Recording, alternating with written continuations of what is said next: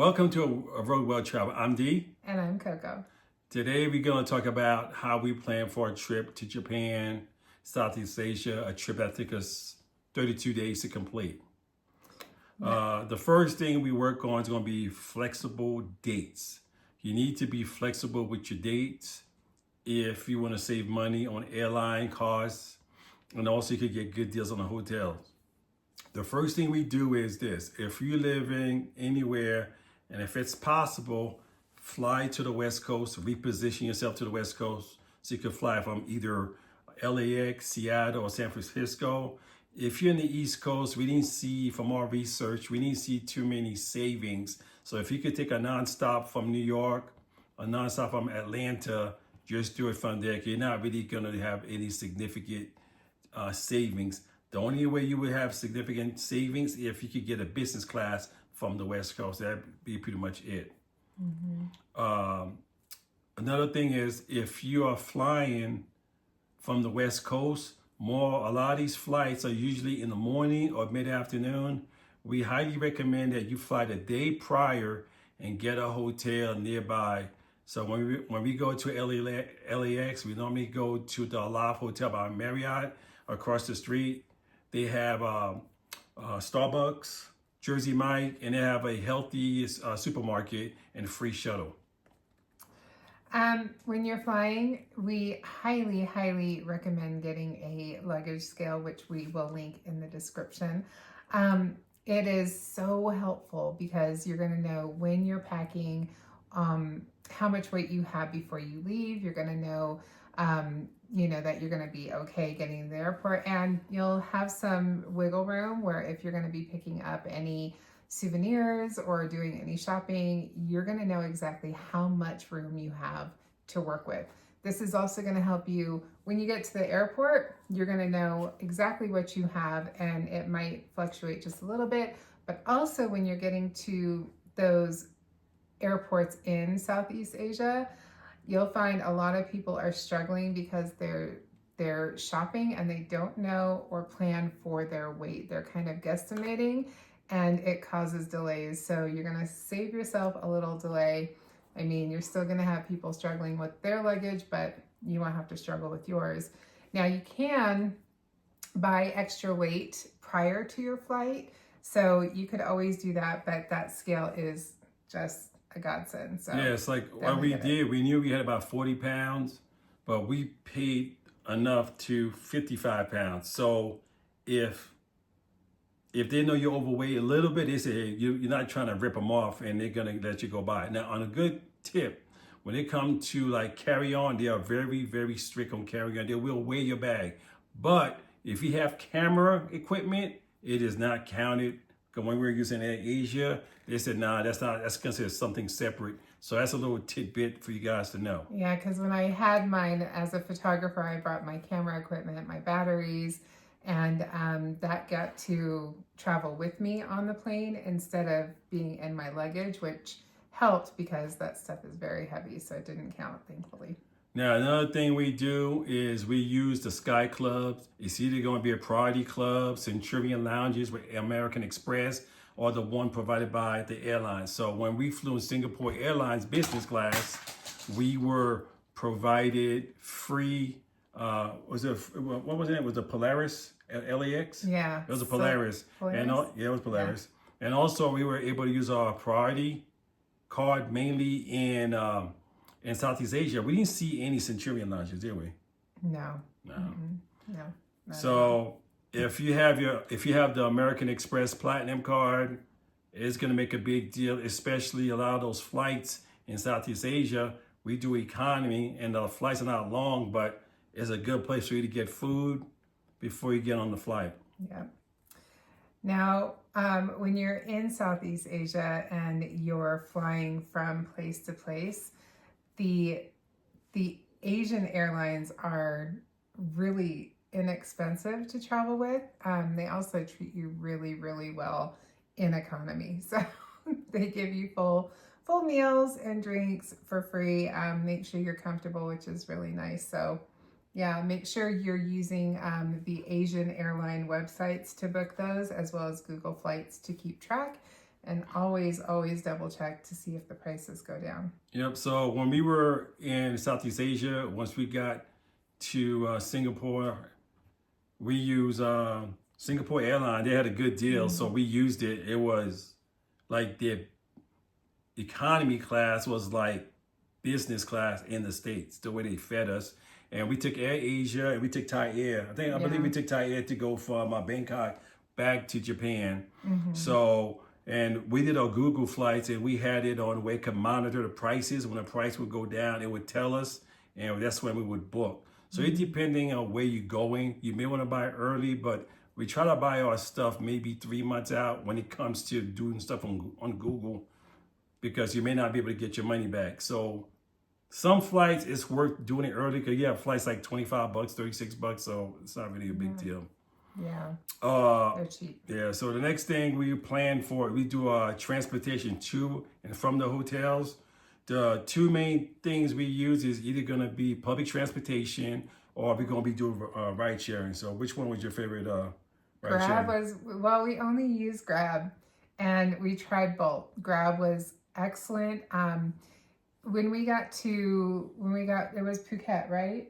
We got Yes. to Phuket, and we were going to be using Bolt or Grab. We started with Bolt, and it was so confusing. It like you couldn't. Yeah, the triangulation where they tell you to meet you, it could be, if it's an intersection, it could be in any part of the intersection, and you chasing the driver. But when we use Grab at Phuket, they had a station. So it's best to go to their station, order it. They're speaking the Thai language, and they type it in Thai. Just go there, and it's, I believe it was AC, right? Air conditioned? No, it didn't have air conditioning. It was open. So it took, first of all, it took like 30 to 40 minutes before we finally canceled with Bolt and went with Grab because it was just not working out. We walked around the airport. And it was hot. It's hot. It took almost as With much time luggage. looking for the Grab than the flight. The flight was in an hour and a half. And so we ended up canceling and going with Grab. And as soon as we went with them, there's this little area where you can sit. They have big giant fans. They're, talking to the drivers on your phone and waving them down and helping with luggage. Like, it was just such a better experience. So we kept with Grab the whole time. So if you're going to get the Grab app or the Bolt app, make sure you download it in your country before you get there. If you're trying to download it in those countries, your credit card's gonna think that identity theft is going on, someone have your information, and they're gonna lock out your credit card. So it's highly recommended that you do that in your country. But it's so cheap. It's really cheap. Like we did like $20 from Kuala Lumpur airport to that. It was $20. Yeah. And it was almost like what, almost an hour drive? Yeah. $20 for 1 hour. You can't get that here. Yeah. So it's cheap. So definitely download that Grab app and take the Grab. Also, when you're in a country, when you're traveling, you can talk to the front desk about booking a taxi, because we did that when in Bangkok, where we were traveling from Bangkok back to the airport, and we wanted to get a Grab, but they scheduled us a taxi really early in the morning, and we were a little wary of the taxis, but they knew the drivers, so the ride was so cheap. We felt bad. We gave them all our change we had. We couldn't use the coins anymore. We gave them everything. Cheap. It was that cheap. We're like, wow. Cheap. Now, another thing.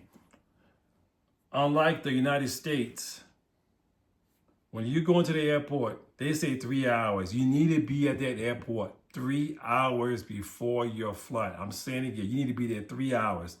The lines can be long, and when people are checking in on those long lines, they are overweight. They have to repack. We were in Hanoi. This lady had to repack all her stuff, and it took her about 15 minutes. So just imagine you have 4 people doing that. That's 1 hour. Not to mention, each one of us at the airports had an issue when we were checking in where we couldn't check in.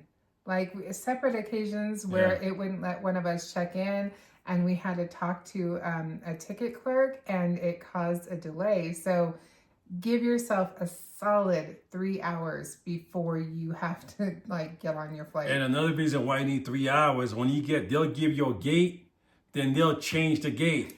It won't really be in English. You just see the sign. So when you get to the airport, keep looking at the gate. Make sure. Because we at one end and everybody's rushing at the other end. Last minute. Everybody's rushing, sweating. It's like, what's going on? Yeah. So you need those 3 hours. I don't care if the airport is 15 minutes away. You need those 3 hours. Yeah, for sure. Another thing we did for our flights is that, say for example, like when for us, we flew into Tokyo, then from Tokyo we went down to Southeast Asia. A lot of people would fly from Southeast Asia and go back home or wherever they are from. But since we went to Japan and I was skiing, I left all of my stuff in Japan at the airport.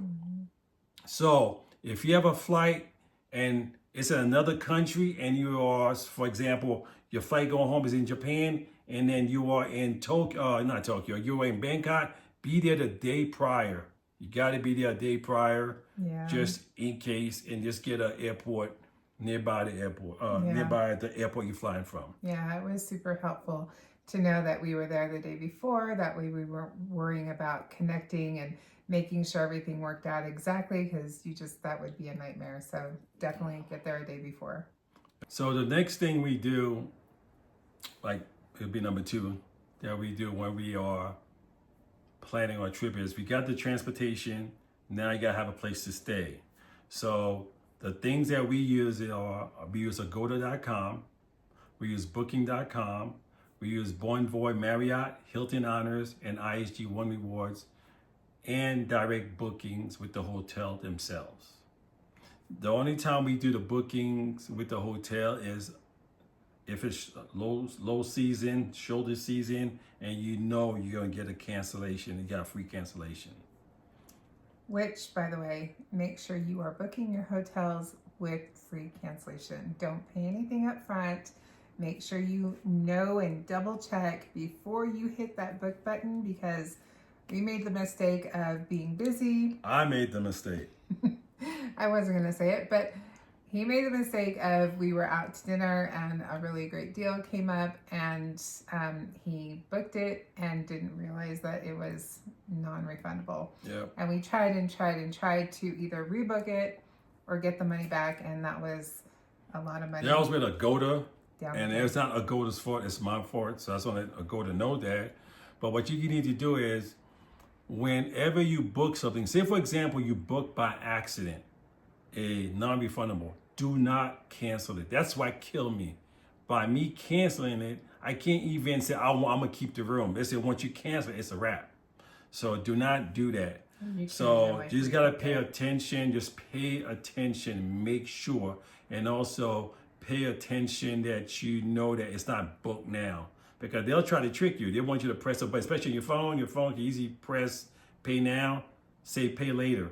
So what we do is we have an Excel sheet that we made, and we know how much we paid, the name, the check-in, the checkout time, and also we have a section where it tells you the cancel by and the time, local time, not your time, their time. And also we have another section that tells us that when they're gonna take the money at your credit card. So that's what we've done. Yeah. And it's worked out pretty well, and we've been planning our trip. Right at the moment, we are planning 2 trips at the same time. I'm just going back and forth, Yeah, we have one in October and February of so, 2026. Yeah, we're juggling those. Okay, now this is where I come in. Every week, once you've booked, every week I check if the prices has gone lower. If the price has gone lower, I will rebook, then cancel the other one. So don't cancel what you have until you know you got the lower price one. So for example, we use an IHD points when we travel. So it's always good to have a set amount, extra cushion of points, maybe an extra 100,000 points on the side, so you could change stuff, because you don't want to cancel something and then you're gonna get it for a lower price and it's gonna it's gonna say, "Oh, we don't have that room," because everybody's looking for shortcuts. Yeah, absolutely, absolutely. I think we saved 6,000 points today. Just checking, right? Definitely, yeah. That's $30. Double, triple, like every week. Double check those prices because they will drop, especially like as you get closer and you need to book those rooms out. If they're not booked, they're going to go lower. So whether you're paying out of pocket with money or if you're using points, double, triple, quadruple check those rooms. And if you're renting a car, do that as well with any car rentals as well, because you're going to end up saving yourself a lot of money and a lot of points. So where does the hotel needs to be at? Close to what? Needs to be very close to public transportation.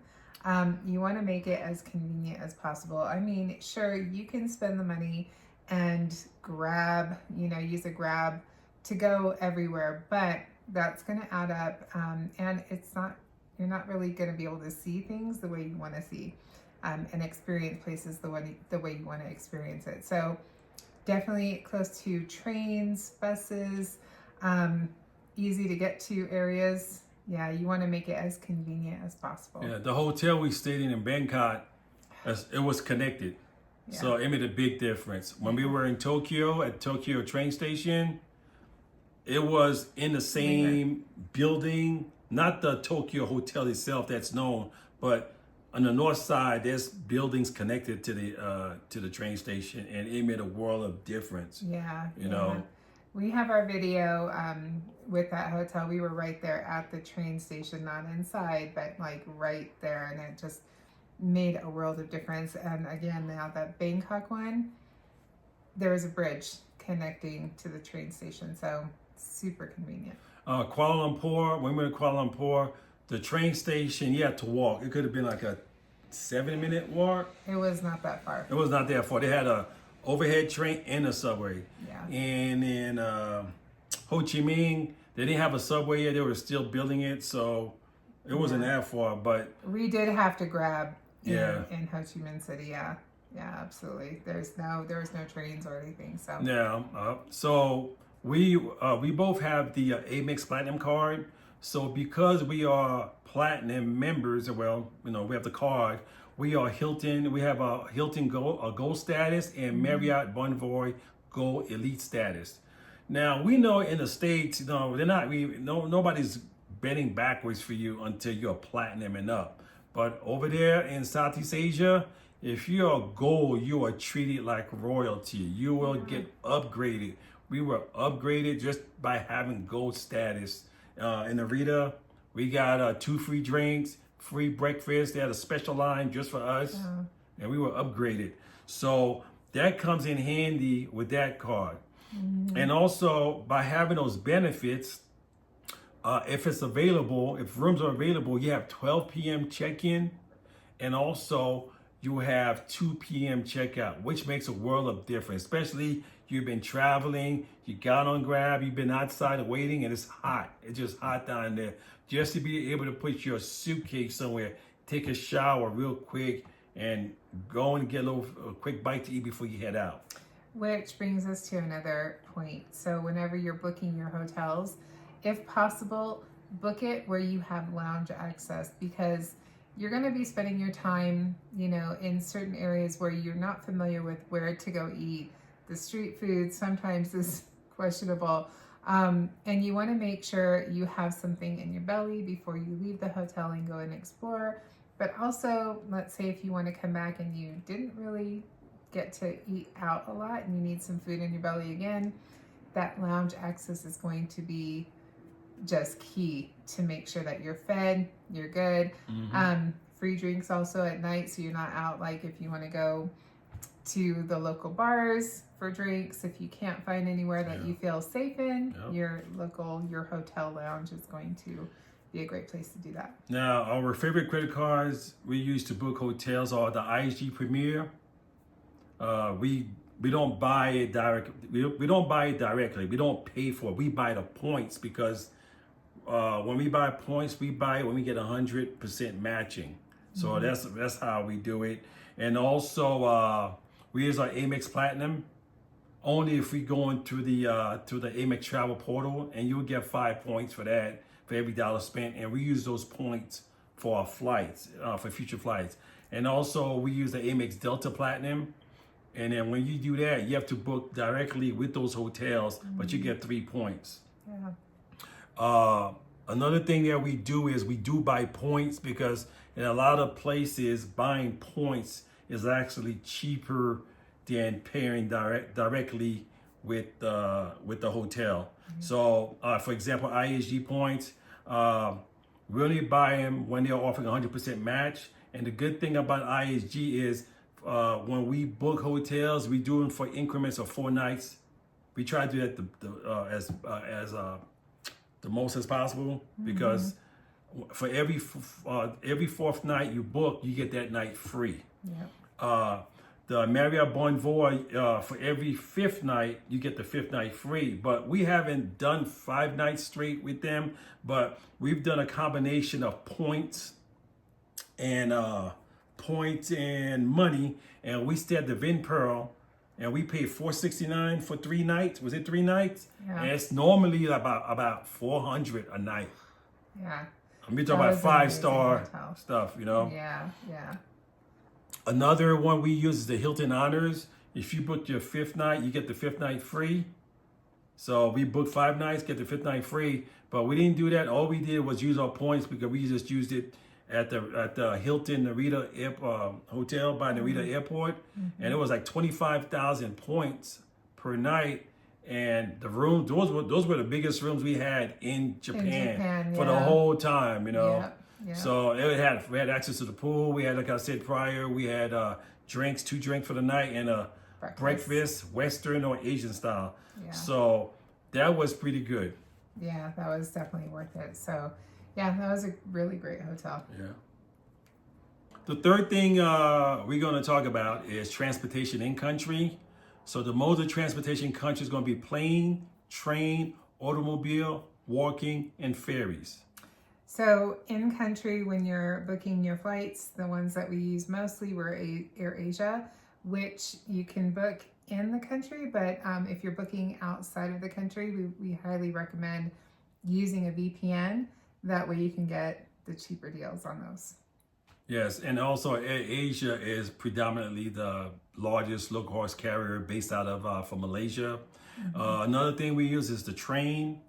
We use the MRT, Mass Rapid Transit System, and most airports in Southeast Asia, there are trains you could take directly from the airport. When we were in Singapore, we took a train directly from there as close as possible to our hotel. It was like maybe a block, well, about maybe 2 blocks. It was about 2 to 3 blocks the first time, because we didn't know exactly. But afterwards, it was like a block and a half. Go up, go across the bridge and down into the train station. Yeah. And also look into daily passes, multi-day passes, or monthly passes, depending on how long you're gonna be. When we were in Tokyo, we used a Suica card. It's like a card, kind of like something like this.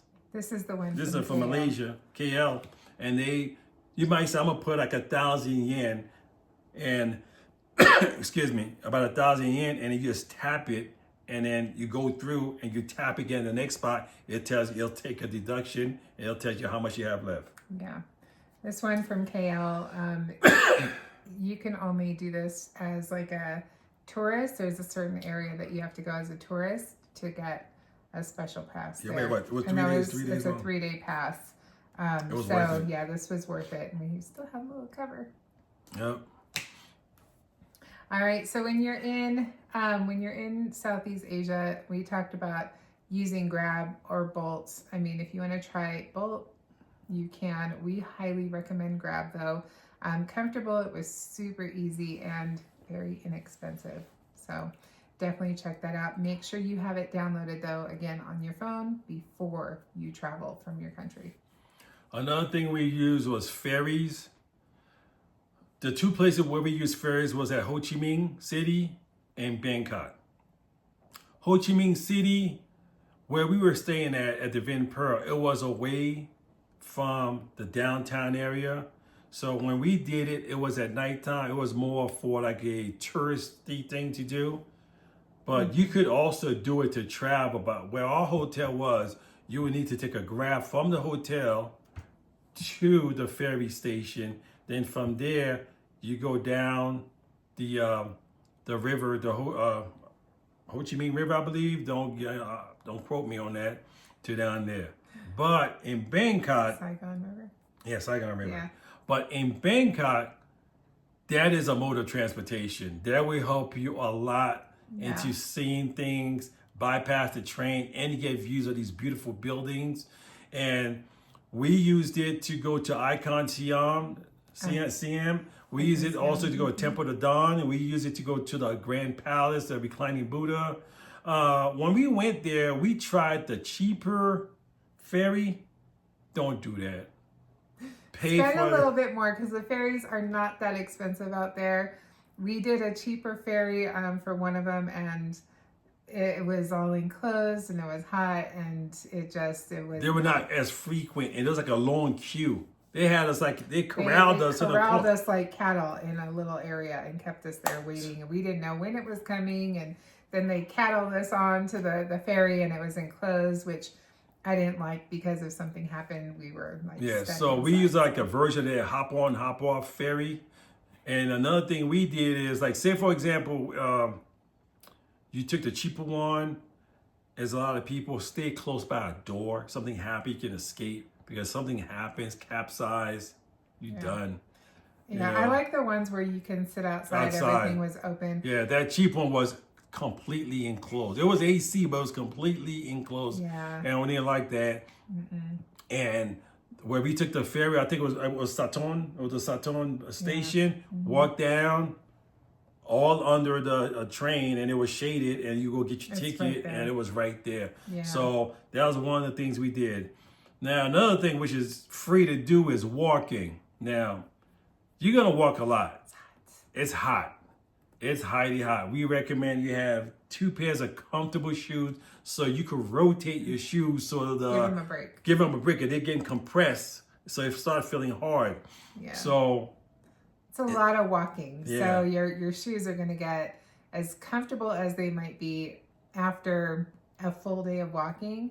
They're not going to be as comfortable as you might want them to stay. So have shoes to rotate because it's going to help your feet. Now, depending on your age group, as we get older, we like to get up early in the morning. But for Asia, I do recommend you get up early, do all the tours you can possibly do. Try to be back at the hotel between 1 and 2 and chill. It is hot. So you have these nice pools, these facilities, just use them.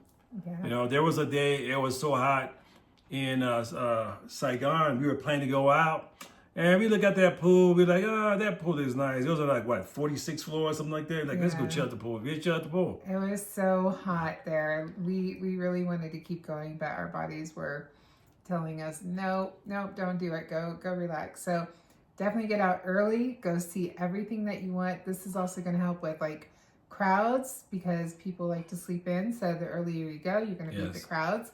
But then you can take some time and relax by the pool, get nice and cool, chill, have some food, and then go back out at night, which is what they do a lot in Vietnam and Southeast Asia. Yeah, that's what we were doing, like with the lounge access. You go to a lounge. After you've been swimming, chilling, go to a lounge, get a drink, get something refreshment. Yeah. Now, another thing we're gonna talk about is when we plan our trip, we plan it in a logical fashion. We didn't fly to Singapore. Then from Singapore, we went to Japan. Then from Japan, we went to Vietnam because Vietnam and Singapore are 2 hours apart. So you got to plan your trip and to save money and time. So we flew into Japan. From Japan, we went down to Singapore, which is the longest part of our leg. From there, we flew over and landed in Ho Chi Minh, Saigon City, 2 hours. From there, we flew down to Kuala Lumpur, another 2 hours. Then from there, we went to Phuket. So you just got to plan it. You don't want to do too many zigzags. So when you come to Singapore, Ho Chi Minh City and Kuala Lumpur, they're kind of close. So it doesn't matter which route, but you got to plan everything in a logical way. It's just like I'm going to Japan, then I'm going to Italy, I'm coming back to Singapore. You just wasted money and time. Be logical. And also, you know, you want to also look at your flights, because there was one flight where we were trying to be logical about time and how we were traveling, but there was one flight where we didn't have that option because of pricing. So. It wasn't working. It was when we were trying to go from Phuket back to Japan, but it was gonna stop in Bangkok no matter what. So we said we might as well just go from Bangkok. If we wanted to leave the beach and the pool part last, but everything was gonna go through them or go through Singapore, and there's like a night layover, so it was a waste of time, you know. What's another thing we do? Okay, another thing you got to do is use storage at the airports, especially if you're going to leave from one climate to another climate. So if you're coming back to that climate, of course. Yes. So when we left, like as we said, we went to Japan for the skiing. So we left all our cold weather stuff there. We left our skis. Well, I left my skis. She doesn't ski, but I left my skis there, and we had I think we had like 2 light jackets in our suitcase going down. Boots, so we left all that, but we left 2 light stuff with us when we went to Southeast Asia, because we knew when we were coming back to Japan it was going to be a little bit cold, and we felt it, because that night, even though we were bundled up, we went to Narita City. We cut that short because we were cold, because we just did almost two weeks in Southeast Asia, and it was cold, you know. Yeah, we were acclimated to the heat and then went back to the cold, and it was intense. We wanted to go see more of Narita, and we couldn't, because we couldn't, even though we're from a cold climate, being in Utah, we just couldn't do it. Well, cold, dry climate. Yeah, it's wetter there, but definitely be prepared and use that storage if you know you're going to go back to that country and be able to pick up your stuff. So we thought it appropriate to go ahead and split this video up into 2 segments, only because while there is a lot of good information in this video, we thought it kind of long to keep it going. So if you're looking for part number 2, please go check that out. I will link it here shortly. Also, if you guys have any tips that you want to share with us, or if you want to give us a shout out and say hi, how we could bring value, what we could do better, where you want us to go and see and share with you guys, please let us know. We will be going to Asia again in October and also February of next year. In October, we're going to be heading out to Seoul, South Korea, and Hanoi and Ha Long Bay in Vietnam. Also Nagoya, Kyoto, and Yokohama in Japan, and maybe one other stop. We're still on the fence about that. So let us know if there's places that you want us to go and check out, and share with you guys any tips that you want us to share, any food experiences. Let us know in the comments. We're looking forward to hearing from you. And as far as part number 2, check it out here. And until next time, happy and safe travels. Bye for now.